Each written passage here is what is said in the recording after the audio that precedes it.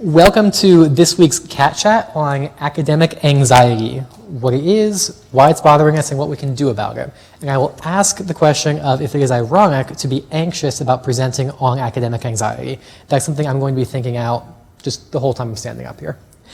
So thank you all for attending, both the folks who are in the room and the people who are with us through the internet with Zoom in. My name is Drew Zaitzoff, and I'll be presenting today with Dr. Cliff Rohn. We are from the counseling services here at K-State. And as we go through our presentation, I'd like to invite you all to ask any questions or comments you've got as they're coming. Just stick your hand up. I know a lot of the time, if you've got a question, wait till the end. It's really easy to forget what the context was or what you wanted to say. So please, feel free to ask them. So the big topics we're going to be talking about today are: why do I have academic anxiety? How do I manage the academic demands I've got? And how does test taking exacerbate my anxiety? Beyond that, how do you deal with anxiety in general? So what factors play into developing academic anxiety? There's a number of things. Somebody who is kind of anxious or worried in general might find that anxiety coming out through their schoolwork. Somebody who very specifically has to have everything right, perfectionism, is going to run into some trouble when they start running into tests that it's not necessarily feasible or possible to get absolutely everything right. Somebody who's future-oriented, it is really difficult for me personally to focus on the test I'm doing right now if I'm worried about how that's going to impact the job I get 2 years down the line. Unhelpful thinking. We call this catastrophizing or setting yourself up to fail. The idea of, you sit down to a test and get the idea of, I can't do this. This is impossible for me. Hey, want to sign again? Thank you. If you're sitting there with the thought of, I cannot do this, this is impossible for me, you're making it more difficult for yourself. Scholarship pressure is another one. It is difficult to sit down and focus on what you're doing if you're worried if you're going to be able to pay for next semester, if this test could actually make or break the grade that you need to keep that scholarship. Time constraints. For myself, I know that I have a real hard time focusing if I can hear a clock ticking down, whether that's a real clock, like I look up there, or if it's just the one I've got in my head where I know I am running out of time. And poor past performance. Somebody who doesn't necessarily or didn't necessarily do well in a previous class, they've got that same problem of worrying about their unhelpful thinking. I didn't do well in this class before. I did not do well in the last test. You get thinking about that, it distracts you from how you can do well with the test you've got now. So there's a couple of very important points I think need to be made here. First off, anxiety on its own is normal. Anxiety is, our body's way of telling us that something is important, something is going on that requires our attention. Like, I'm feeling anxious up here right now because I'm standing in front of all of you and whoever's on the internet. Hi, Mom. I did actually give her this. I'm really hoping she's watching. But a lot of the situations that we just listed off on the last slide are legitimately stressful. If you are really concerned that, yes, this test could make or break your scholarship, that's stressful. If you do have difficulty in knowing that, you need to have everything a certain way, need to get perfectly, that's a stress on you too. So that said, anxiety isn't necessarily a bad thing. It can bring your attention into focus. It can remind you that, this is something that is important. It tells you to bring your A game on whatever it is that you're doing here. I'm a big believer in the idea that our bodies are trying to tell us what is going on with us. And if we're finding ourselves feeling really amped up about some test or some performance, then that's your body's way of saying, this is something that is important. There are consequences to failing. Maybe telling you that you've got too much on your plate to be able to effectively do all of it. And also, maybe you're not prepared for what's coming. Dang it.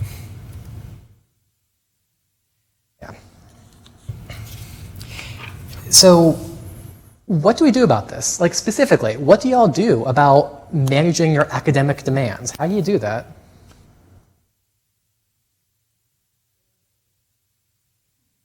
Stay up late and watch Netflix?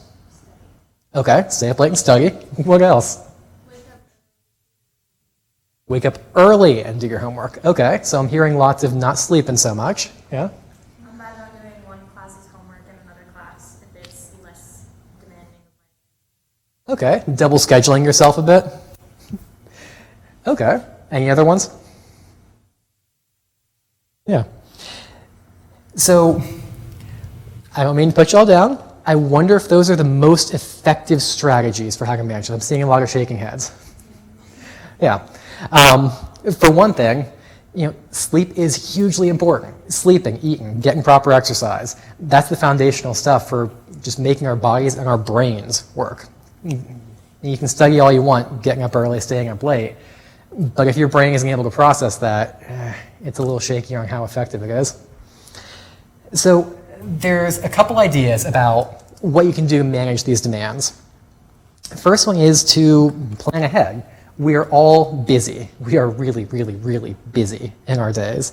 And if you're anything like me, it is really easy to get distracted by the little stuff that needs to get done right now.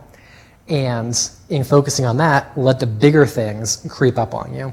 And a big test creeps up on you, you realize 2 or 3 nights out that you've got this right here. That might be too late to effectively study. And for me, that gets my anxiety amped up. Another question is how you're using your time. Big example I hear a lot of is folks who are talking about, I've got a class at 8:30 and then my next class isn't until noon. Well, what are you doing with the time in between there? You've got, 2 some hours in there. Are you going to the library, looking over the reading for your next class, maybe reading ahead, doing some of the homework? Or do you find yourself kind of going back to your dorm, taking a nap maybe, watching an episode or 2 of Netflix, and maybe third one, because there really aren't commercials, the Netflix episodes really aren't that long, and then maybe a 4th episode just for kicks, and then you're late for your next class. How you're managing your time is really important for what you're doing with it, and being conscious about how you're using it. The last point here is, what do you do for studying? The idea of reviewing your homework, looking at old tests, finding study guides, working with other people, those are really good study strategies. But at the same time, if your way of studying is coming to class, looking at the PowerPoint, maybe kind of glancing through the book, that's not really that effective. That is not setting yourself up to win. Yeah. Like I said. So, academic anxiety is by no means a thing unique to K-State. This is actually the 3rd university I've been to, and all of them have programs pretty similar to what we're talking about here. Specific to K-State, we have the Academic Assistance Center. These are folks whose job it is to help you figure out how to manage your work, and they're good at what they do. We've got the website up here, but I would suggest taking a look through there. They've got a number of resources for studying guides, tips and how to streamline what you're already doing to do it better that they've developed themselves and that they've borrowed from other schools. I know that they also have tutoring for specific subjects if that is something that would be useful to you.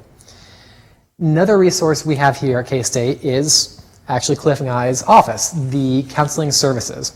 We have a website that has free online stress management and academic anxiety programs. They're little web series. You fill out some forms, you watch the video, and get feedback through that.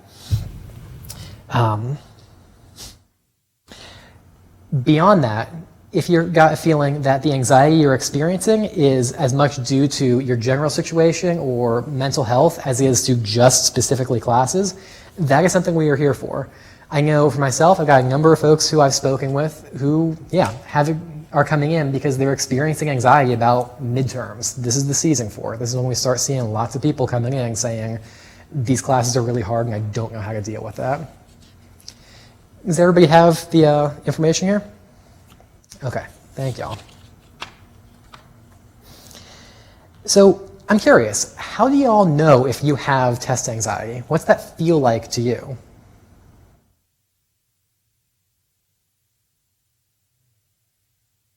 Yeah. Breaking down crying in the library an hour before the test. Okay. Breaking down crime before the test. That seems like a big one. What else? Telling myself that I'm going to fail. And that too, that's probably. Okay. Telling yourself you fail. Yeah. How about you?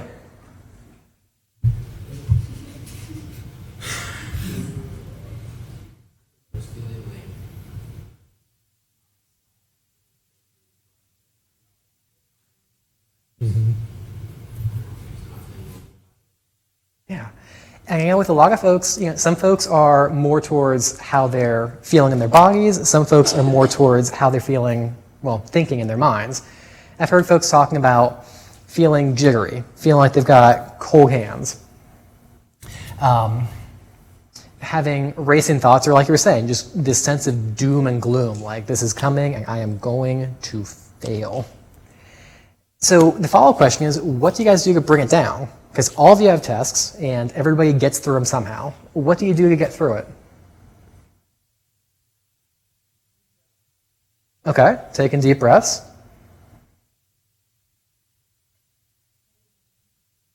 Which sounds worse than it. I don't know.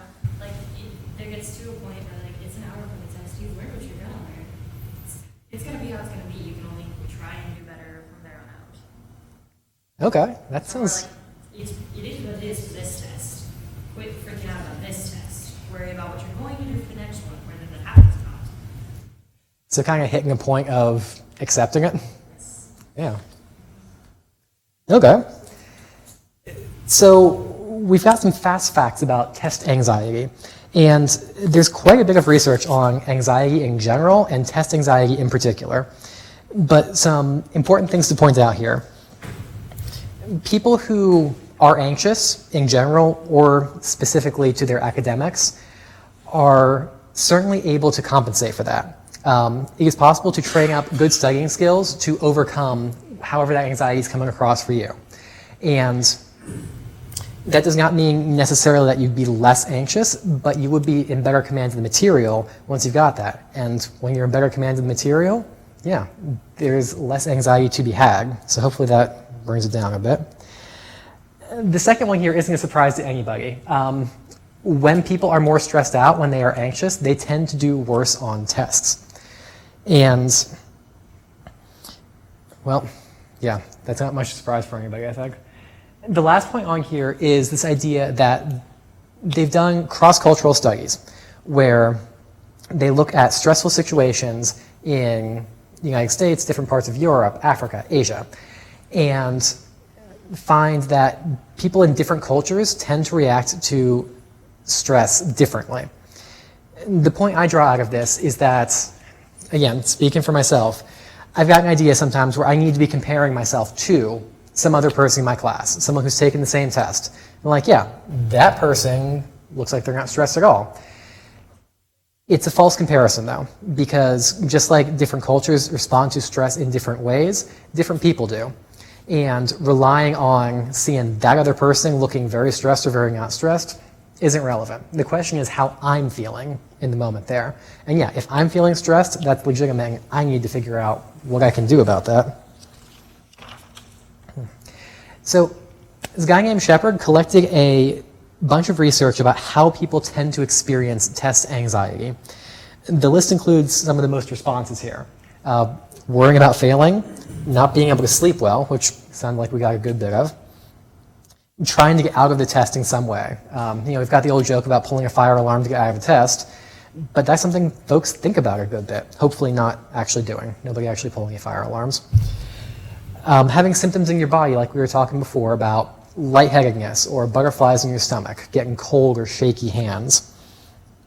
Having trouble focusing on something, your mind just plain going blank as soon as you sit down, making simple mistakes that at other times you would not make. Becoming nervous about time running out while you still have work to get done, and worrying about how other students do compared to you. Getting really focused on how that next guy over is performing. So, Well, I think so. This is the point where I'll toss it over to Cliff here. And your mic's on. So that slide that Drew just had up here before was talking about the test anxiety checklist. As he went over those items, do y'all have a sense about how many of those fit for you? Maybe not with every test, but for maybe the ones that you stress about more or you feel more anxious about? You want me to go back to it? Let's see if I'm smart enough to figure out how. There we go. So there's 10 of them, right? Or 9. There's 9 of them. So if y'all read down that list and get a sense about how many of those apply for you, y'all can just throw out a number. 6? 8? Okay. Other people? Maybe more, maybe less? 2, 3? Okay. Okay. So that makes sense to me that there's some variation. And I think it would depend too on the test that we're talking about in particular. For instance, if you have a really, really hard class and you're struggling in that class, you might have more of these things before a test in that class versus a test in a class that you're less concerned about. So let's talk about what this means for y'all in terms of anxiety. I'm going to draw you a little picture real quick if I can find a marker.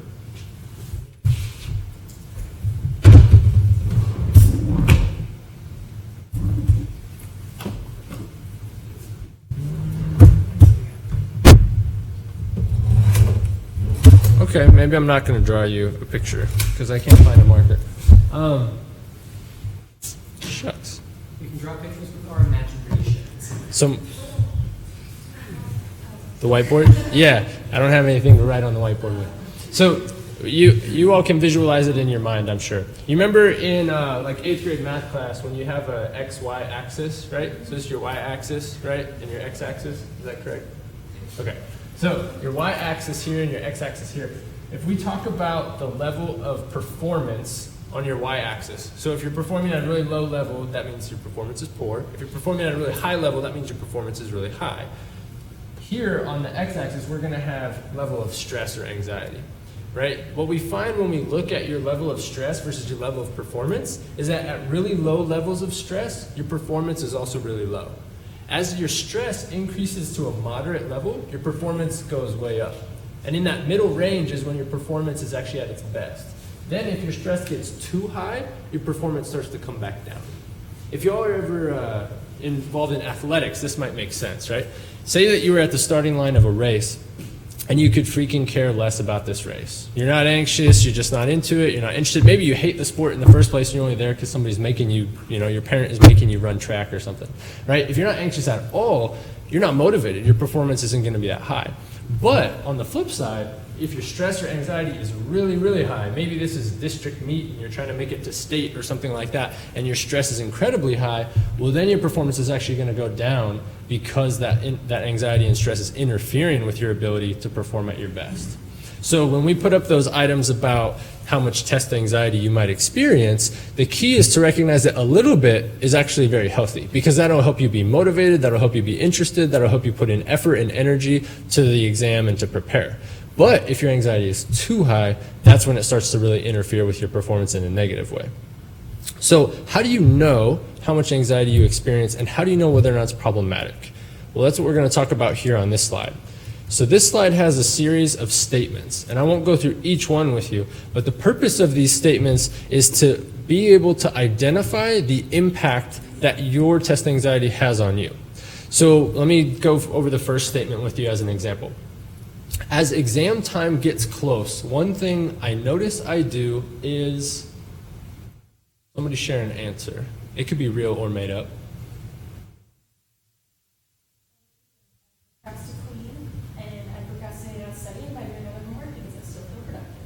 Okay, so you procrastinate, which I'm assuming means you clean your apartment or wherever you live in an effort to procrastinate from studying. Okay, and then your other method, which is also procrastination, is you do homework for other classes not related to the class you have the test in. Got it, okay. So as time for the exam gets closer, you procrastinate. So let's talk about that for a second. Why do you think you procrastinate? Because Okay. because the test is daunting. Daunting. Yeah. And it's like, I don't know. If you don't start, you can't realize how unprepared you are. Okay. So avoidance, because if you avoid, then you don't have to like come to terms with how unprepared you are. And it's daunting. Do you know what emotional experience you might be having? Fear? Sure. Yeah. That's what I would think. Trepidation. Very nice. Yeah, so I would think that as well. Stress, anxiety, those types of things. Now, let's pick another one. During a test, I usually feel what? Nervous?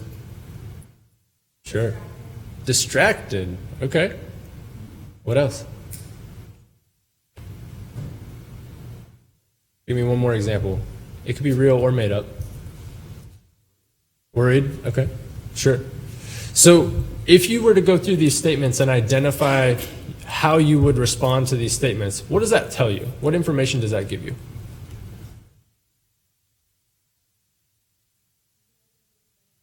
If, you know, every item but one makes sense as a logical way to approach something, then go after the one that doesn't.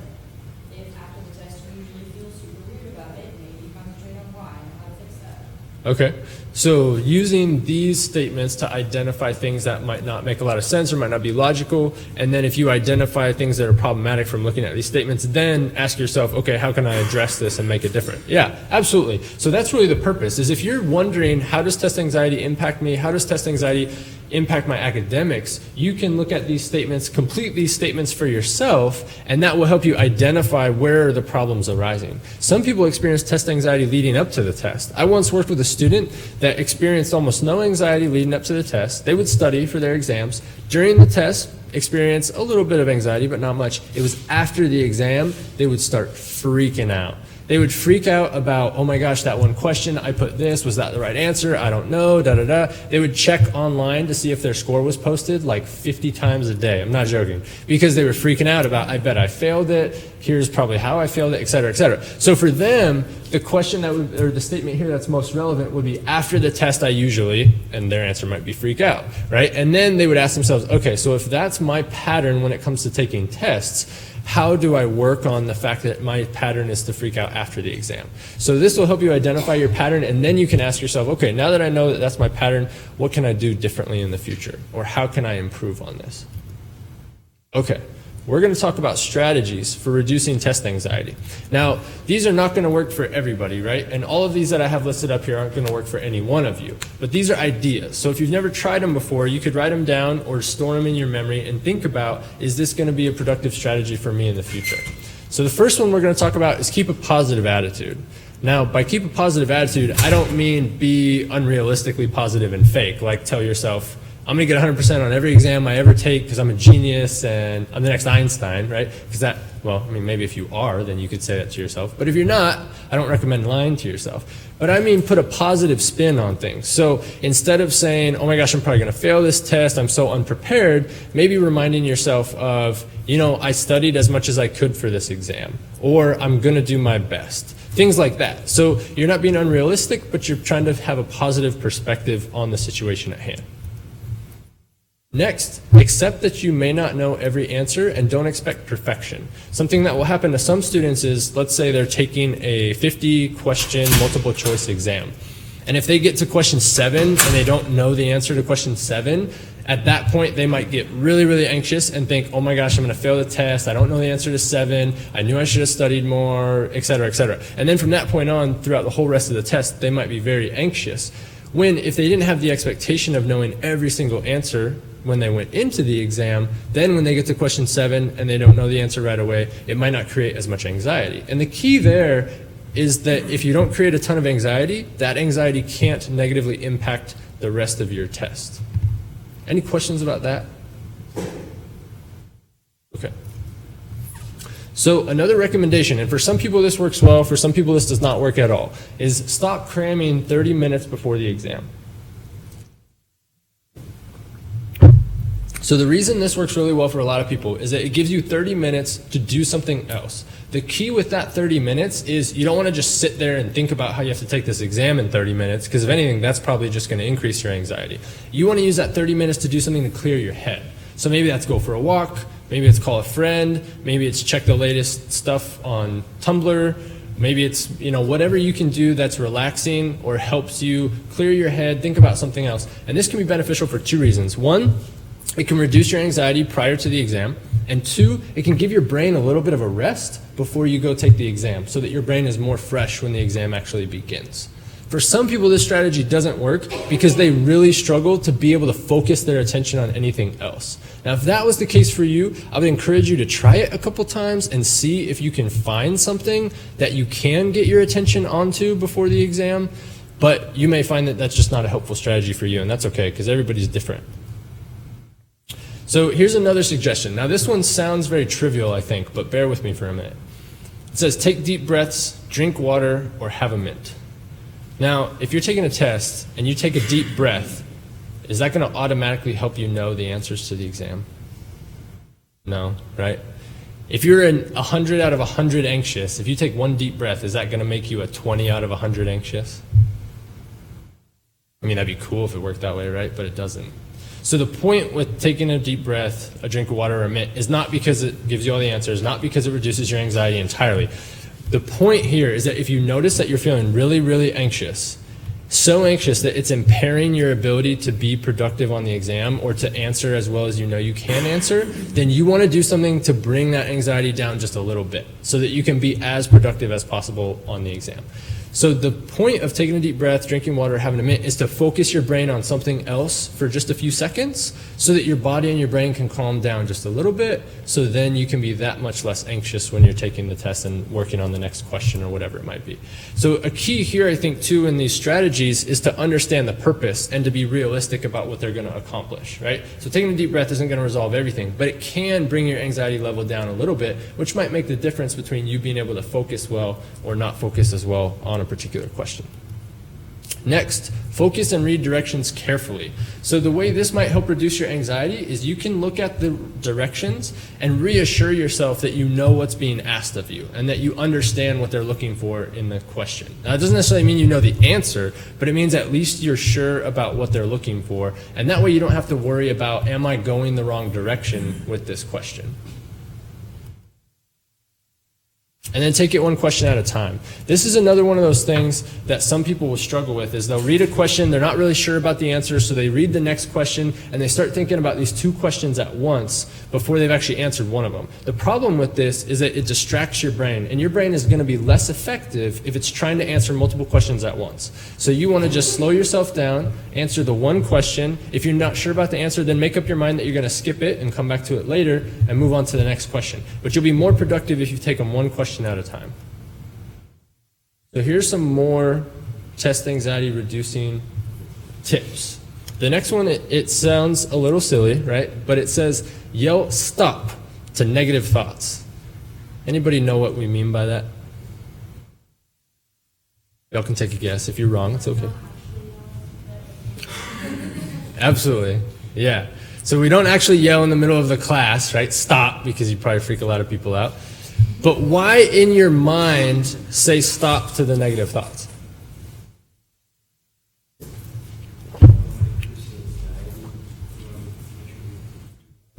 Exactly, yeah. If your brain starts running away with all these negative thoughts, it's going to impair your ability to focus on the exam and to do well on the exam. So, for instance, some people do what we call catastrophizing. Anybody know what catastrophizing means?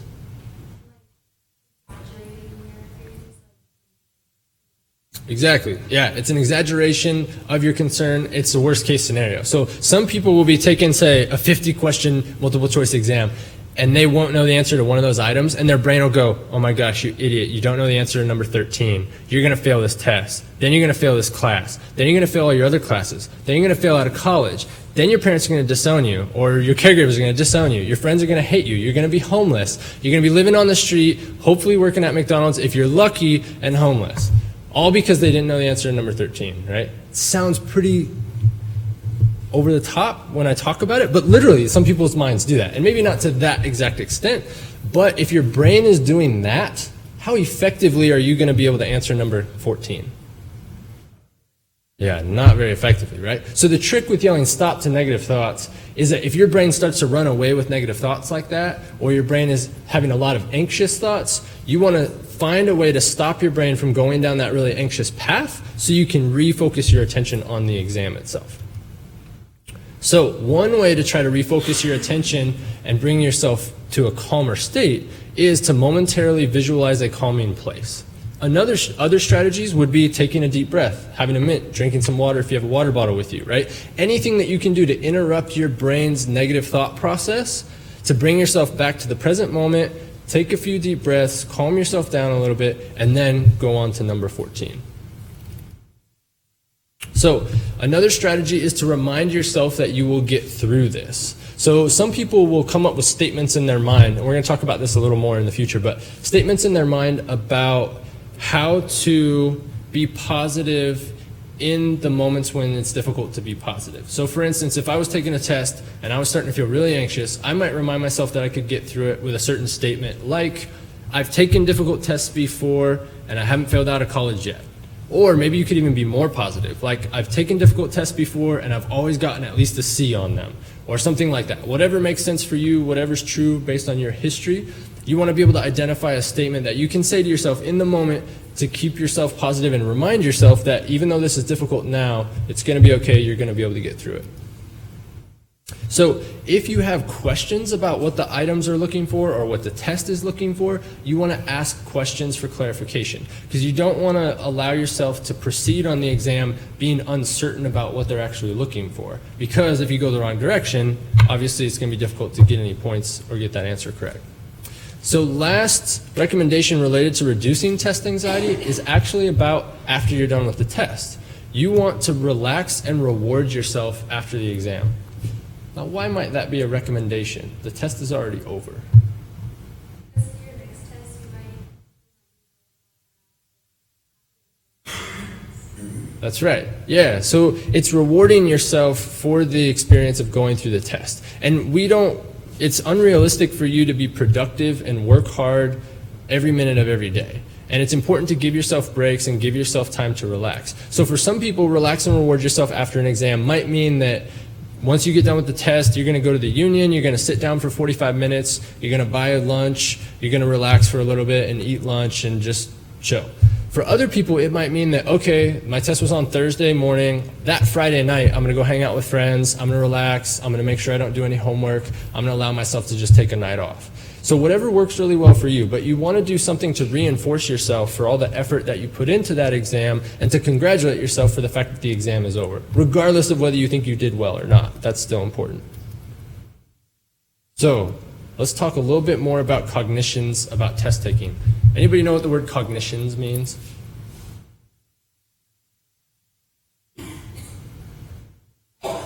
Thoughts, exactly. It's a fancy word that we use for thoughts. So, thoughts about test taking. Research suggests that our thoughts can influence our emotions and behaviors. Anybody give me an example about thoughts that someone might have in their mind and then how that might impact their emotions or their behavior? Yeah? Kind of like the little people in hospital, you think you're going to fail, it's actually that you're going to fail, it's actually you're going to fail, and then you start crying in blood, right? Yeah. So if your brain is telling you, I'm going to fail, I'm going to fail, I'm going to fail, then you start to get either sad or worried or something like that. So those thoughts impact your emotions and they impact your behaviors. So you text people, I'm going to fail, and that's a behavior because of those thoughts that you're having of, I'm going to fail. So it's important for us to be aware of the thoughts that we're having both before the exam and during the exam and after the exam. So anybody have an example of thoughts that they've had before, during, or after an exam that weren't helpful? Sure. So examples of thoughts that anybody's had before, during, or after an exam when those thoughts were not helpful. Yeah. Maybe that means they were inaccurate. Maybe that means they were kind of mean to yourself. None of y'all have ever had unhelpful thoughts? You're taking the test and everyone else is finishing, and you're like, oh my goodness, I'm so slow. Yeah, right. That's a great example.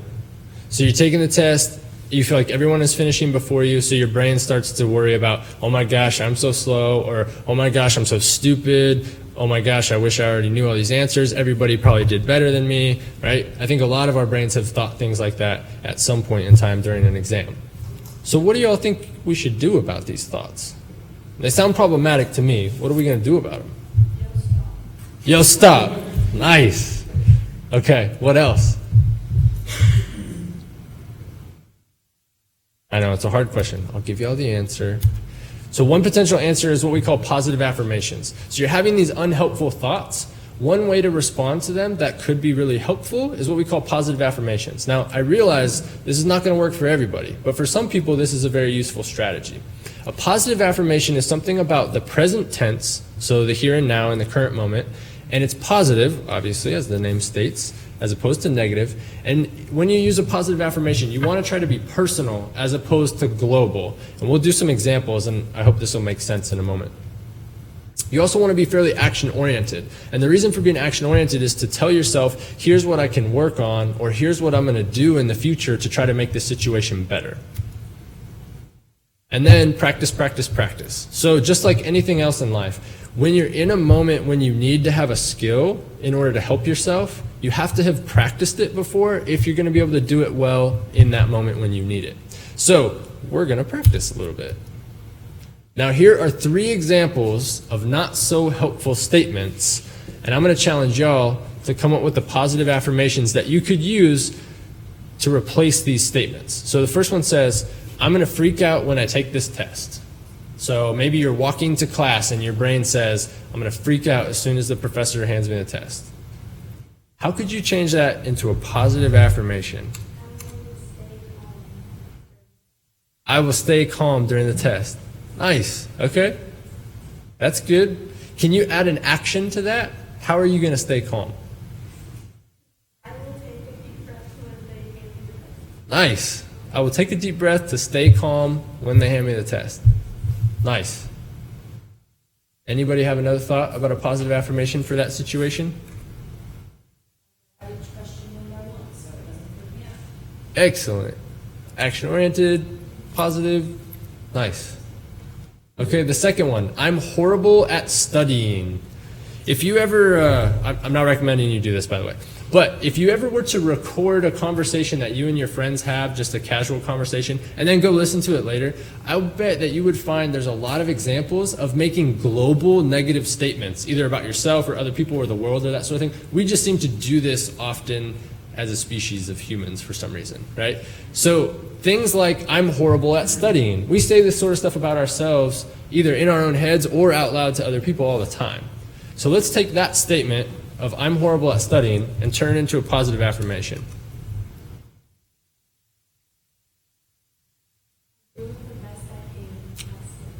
Excellent. I'm doing the best I can at studying. Very nice. Any other thoughts about a positive affirmation for I'm horrible at studying? Where does that cross the line though? Because I know that waiting until the night before the test to start studying is not being good at studying. Okay, so if you waited till the night before the test to start studying, it may be a little harder to come up with a positive affirmation. So one that I think you could use in that example is, even though you know it's the night before the test, you could say, now that I'm studying, I'm going to do the best I can to prepare for the test. I think a lot of people in that moment, right, if you haven't started studying until the night before, your brain is probably saying things to you like, you idiot, why didn't you start studying sooner, right? Which, okay, some people maybe had family members who would say that sort of thing to them or whatever. That's not necessarily a helpful statement in that moment, though. A much more helpful statement in that moment would be a positive affirmation like, I'm going to do the best I can at studying now that I'm studying. Something like that. Okay, last one. My mind will go blank when I take the test. How are you going to turn that into a positive affirmation?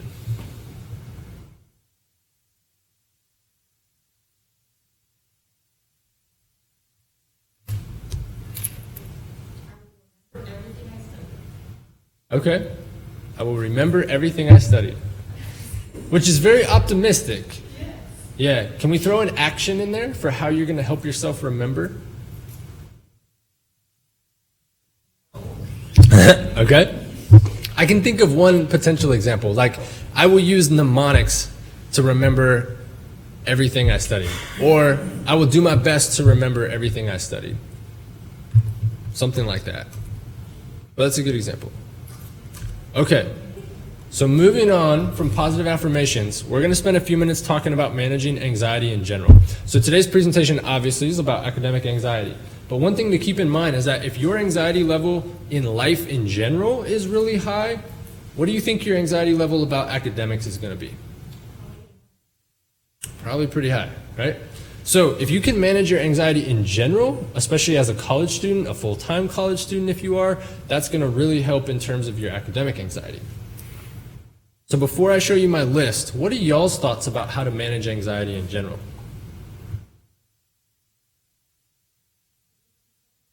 One step at a time. Excellent. Yeah, take things one step at a time.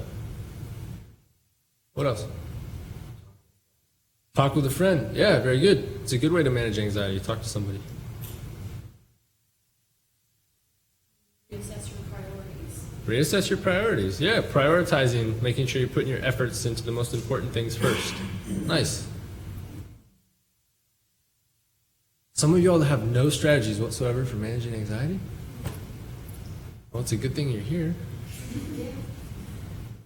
All right, fine, I'll tell you my list. Here's my list.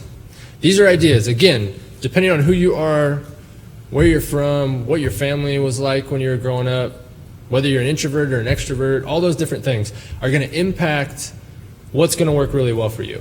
And everybody in here is going to respond differently to these different strategies. So what's important is trying some different things and seeing what works really well for you. I think it's also important to take into account the context, right? If you're really stressed about a particular test, what's going to help you manage that anxiety might look a lot different than if you're really stressed or anxious about something different. So the first step to managing anxiety, in my opinion, across the board, is you have to be aware of your anxiety. If you don't know that you're anxious, then how do you know you need to manage your anxiety, right? So there's really two main ways to look at whether or not you're anxious. And that's to assess what's going on with you emotionally, and there's a lot of different ways to do that, or to assess what's going on in your head. What kind of thoughts are you having? And if you find healthy ways or good ways for you to identify what you're feeling emotionally, what you're thinking cognitively, that will cue you into, am I really sad? Am I really anxious? Am I calm? Am I happy? Like, what's going on with me? Once you identify what's going on with you, then you can identify what you need to do to help manage that. So second, set realistic goals, prioritize, and use your time wisely. So these are things that we've already touched on for the most part, and you mentioned prioritizing a minute ago. So that's a good strategy for managing anxiety. Number 3, eat a balanced diet and exercise regularly. Now, I talk with people a lot about that general basic level of taking care of yourself, finding time for sleep, food, exercise, those sorts of things. And sometimes it is really, really hard to find time for those things. But here's the argument that I always come back to.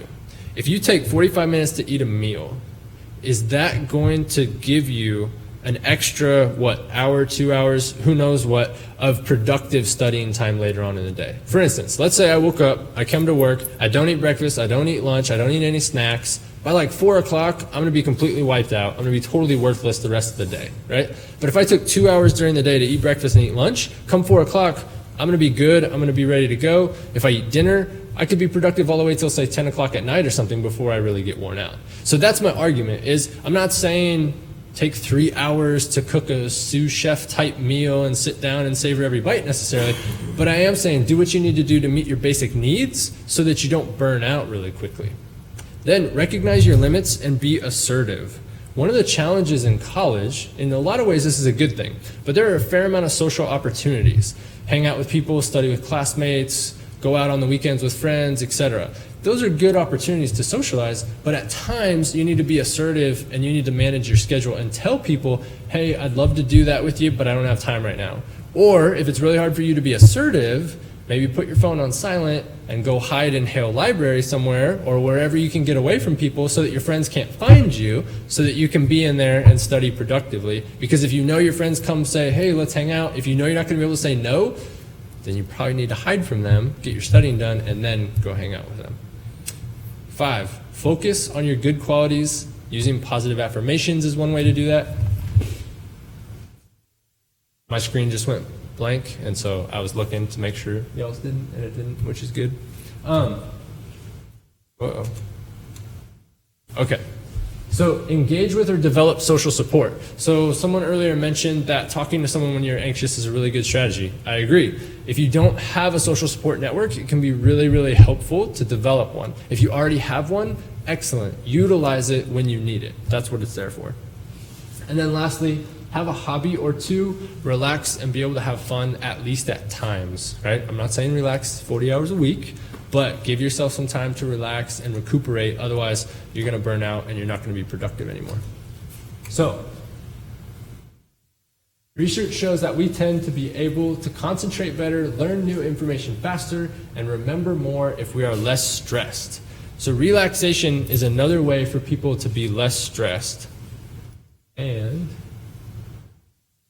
learning to relax while studying and when taking tests can help decrease stress. So a lot of what we've already talked about can be thought of in a way as relaxation. These strategies for managing your anxiety during a testing situation is a way to calm yourself down a little bit. And if you find that you're studying and you're becoming really stressed or anxious, taking some time to do a relaxing activity will allow your brain to calm down, allow you to think more clearly and more effectively, and then you can go back to studying productively.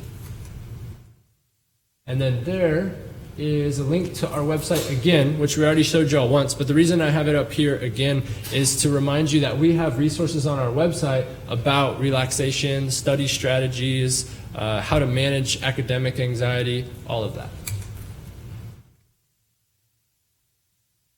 And then I have a little handout for y'all that I'll give you on your way out, and I'll explain it to you before we do that. This handout talks about the 2 online programs that we have. They're each 4 weeks long. Well, 4 weeks long. You can go at your own pace. It's kind of like taking an online class, but you do as much or as little as you want. You go at your own pace. One is for stress management in general. The other one is for academic anxiety specifically. So I'm going to give you each one of these when you leave. And if you don't have a physical version of this, you can just go to our website and you can find the information about our online programs for academic anxiety and stress management. So I really appreciate y'all's time and attention. I wish you the best this semester, and let Drew or myself know if y'all have any questions, or feel free to contact Counseling Services in the future if we can help.